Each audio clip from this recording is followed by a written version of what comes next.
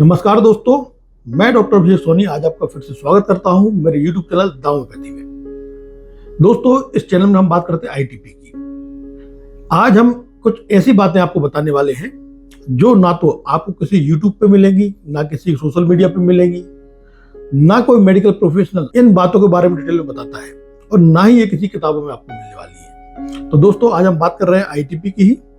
होता क्या है कि जब आपको बार बार प्लेटलेट्स कम होती है, कभी न कभी उस नतीजे में पहुंच ही जाते हैं कि आपको आईटीपी की बीमारी है। पर कोई भी व्यक्ति, कोई भी बात आपको ये बात कंफर्म नहीं करती है कि आपको कब डरने की जरूरत है और कब डरने की जरूरत नहीं है, यानी कि आपकी जो आईटीपी है वो खतरनाक है या खतरनाक नहीं है।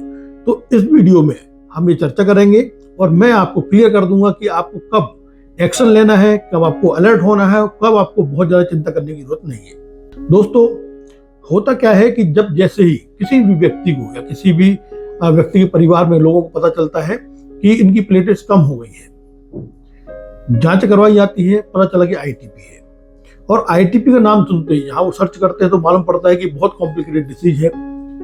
यूं कहा जाए तो इनक्योरेबल डिसीज इसको कहा जाता है, जो कभी ठीक नहीं होती है। तो बहुत सारी बातें आपके मन में आती हैं, आपको बता दी जाती है। और होता क्या है कि उस टाइम पे आदमी को कुछ समझ में नहीं आता है, व्यक्ति को कुछ पता नहीं चलता ही करना क्या है।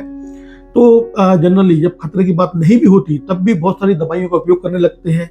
यहाँ जाना, उन डॉक्टर को दिखाना, बड़े बड़े सेंटर्स पे जाना और बहुत सारी चीजें। तो दोस्तों, आज मैं वही क्लियर करने वाला हूँ आपको। यदि मैं बात करूँ आईटीपी की, तो आईटीपी का मैं सिंपल भाषा में आपको बता देता हूँ कि हमारा इम्यून सिस्टम होता है वही हमारी प्लेटलेट को डिस्ट्रॉय करने लगता है। अब जो प्लेटलेट्स का काम होता है हमारे शरीर में खून का थक्का जमाना, यानी कहीं चोट लग जाए तो उसको प्रिवेंट करना, उसको रोक कर देना, उसको रोक देना, ये हमारी प्लेटलेट्स का काम होता है। पर आईटीपी में जरूरी नहीं कि आपको प्लेटलेट्स कम हो और आपको ब्लीडिंग टेंडेंसीज हो, यानी कि आपको खून का जो बहाव है वो हो, ये जरूरी नहीं है। मेरे अनुसार यदि मैं जो मैंने डिफरेंशिएशन किया हुआ है, यदि आप उसको सोचेंगे, उसको देखेंगे तो आपको समझ में आएगा कि आईटीपी भी नॉन डेंजरस हो सकती है, हमेशा ही ये डेंजरस नहीं होती है। ऐसे व्यक्ति हैं जिनको प्लेटलेट्स कम होती है पर उनको लक्षण नहीं होते। इनको मैं कहता हूं ड्राई टाइप ऑफ आईटीपी, यानी कि ऐसी आईटीपी जिसमें कोई भी ब्लीडिंग कॉम्प्लिकेशन नहीं है। और एक प्रकार की आईटीपी ये होती है कि आपकी प्लेटलेट्स कम है पर आपको ब्लीडिंग टेंडेंसीज है।